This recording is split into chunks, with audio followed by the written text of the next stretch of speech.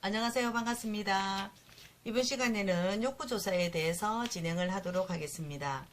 첫 번째, 욕구조사의 개념에 대해서 알아보고, 두 번째, 욕구조사의 종류에 대해서 알아보고, 세 번째, 욕구조사의 방법에 대해서 알아보도록 하겠습니다.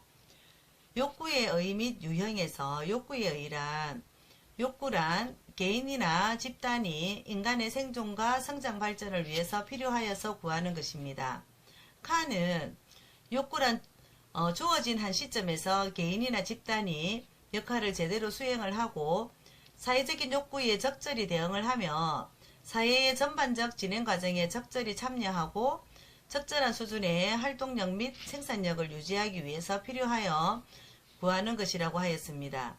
그래서 욕구는 현재의 결핍된 상태와 원하는 상태 사이에 존재하는 격차를 의미합니다. 그렇다면 지금 현재 여러분의 욕구는 어떤 건지 한번 여쭈어 보고 싶습니다. 자, 인간의 욕구입니다. 매슬로우의 욕구 단계 이론을 한번 살펴보도록 하겠습니다. 욕구에 관한 이론에서 가장 널리 알려진 것은 그림 9-1과 같이 매슬로우의 욕구 단계 이론입니다. 매슬로우는 인간의 욕구를 크게 결핍 욕구와 성장 욕구로 나누고 이를 다시 5개의 범주로 나누어서 계층화하였습니다. 그에 따르면 결핍 욕구 내에서는 상층 욕구로 이동하기 위해서 반드시 하층 욕구가 충족이 되어야 하며 일단 어느 한 욕구가 충족이 되면 사람들은 그 결핍을 벗어나게 됩니다. 이러한 결핍 욕구가 충족이 된 경우에만 사람들은 성장 욕구를 추구하게 되는 것입니다.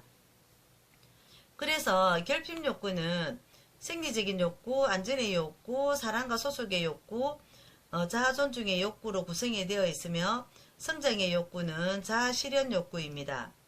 나중에 매슬로우는 성장 욕구를 인식적인 욕구, 심미적인 욕구, 자아 실현의 욕구, 초월 욕구로 다시 구분을 하였으며 매슬로우가 주장하는 각 욕구 단계별 구체적인 욕구 내용은 표 9-1과 같습니다.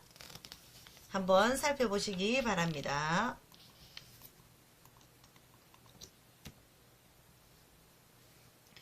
표 9-1 욕구 단계와 내용을 살펴보면 초월의 욕구는 타인의 자아실현과 잠재력 발견을 원조하는 것이며 자아실현 욕구는 가장 상위 차원의 욕구로서 4가지 욕구가 충족이 된 후 일어나게 되며 인간의 잠재적인 능력에 대한 실현의 욕구입니다.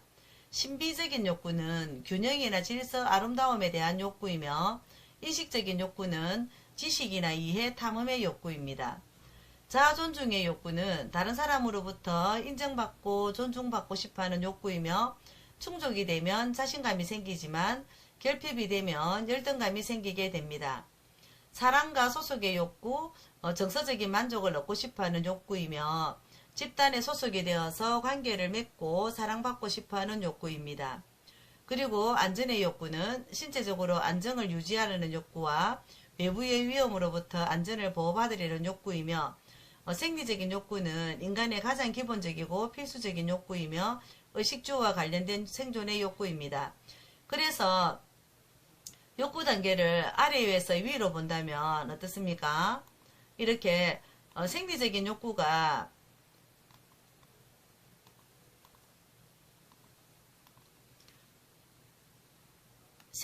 욕구가 해결이 되면 다음에 안전의 욕구가 발생하게 되고 안전의 욕구가 해결이 되면 사랑과 소속의 욕구가 발생하게 되고 그리고 사랑과 소속과 사랑의 욕구가 해결이 되면 자아 존중의 욕구가 발생을 하게 되는 것처럼 이렇게 하위 그룹의 욕구가 해결되지 않으면 상위 그룹이 발생하지 않는다라는 것을 기억하시면 좋을 것 같습니다.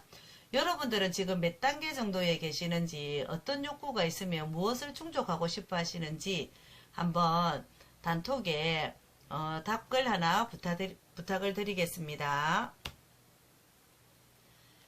그리고 알더프의 ERG 이론입니다. 존재 욕구입니다. 의식주와 관련된 생리적인 욕구와 급여와 같은 물질적인 욕구를 이야기하며 관계의 욕구입니다.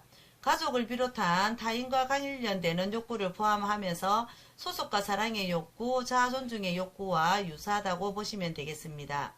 성장의 욕구는 자기의 능력을 최대한 발휘하고 새로운 능력 개발을 필요로 하는 일에 종사함으로써 충족이 가능하며 자아 존중의 욕구, 자아 실현의 욕구와 유사하다고 보시면 되겠습니다. 사회적인 욕구입니다. 사회적 욕구는 생존과 성장을 위해서 필요한 기본적인 요건들로서 개별적인 욕구가 다수가 되면 즉 사회적인 욕구, 즉 사회 문제로 확대가 되겠습니다.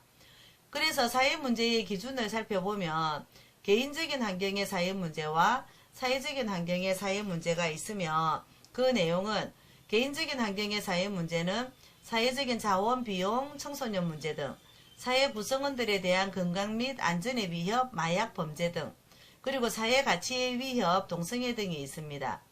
사회적인 환경의 사회 문제는 최저생활 수준의 박탈, 빈곤 문제, 학대와 착취, 아동학대, 부녀폭행, 요즘은 남편이 또 폭행을 당하는 경우도 지금 발생하고 있잖아, 그죠? 그리고 사회통합장애, 장애인 문제 등이 있습니다. 사회적인 욕구를 한번 살펴보면 규범적인 욕구와 브래드쇼는 체감적인 욕구와 표현적인 욕구, 그리고 비교적인 욕구로 나타내었습니다.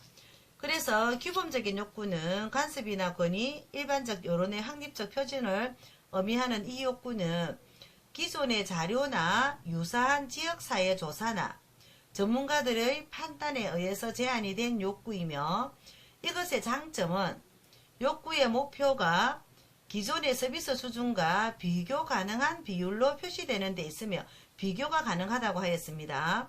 실제 비율이 특정 기준에 미치지 못하면 욕구가 존재한다고 보았습니다. 이 욕구의 강점은 계량화가 쉽고 구체적인 변화의 표적을 만들어낼 수 있다는 것이며 약점은 여러 욕구 단계가 지식, 기술, 가치 변화에 따라서 변화하기 쉽다는 것입니다. 그러면 체감적인 욕구는 사람들이 욕구로 생각하는 것, 즉 선호하는 것으로서 사회조사를 통해서 응답자들에게 그들이 선호하는 것을 물어보는 방식으로 욕구를 파악을 합니다. 단, 응답자가 인지하고 있는 욕구와 실제 욕구가 같은가에 대한 균형이 유지가 되어야 하며 이 욕구의 단점은 사람의 기대에 따라서 각각 기준이 불안정하고 수시로 변경될 수 있다는 것입니다.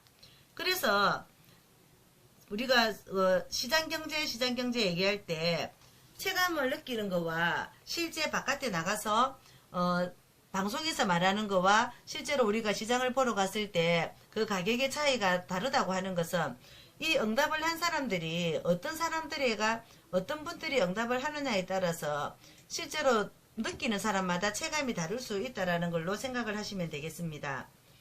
표현적인 욕구는 사회복지 서비스에 가장 많이 이용되는 욕구의 개념으로서 수요에 의해 느껴진 욕구가 행동으로 표출되는 것으로서 개인이 서비스를 얻기 위해 실제로 노력을 했는가에 대한 여부가 핵심적인 변수이기 때문에 경제학자들에게 인기가 있습니다.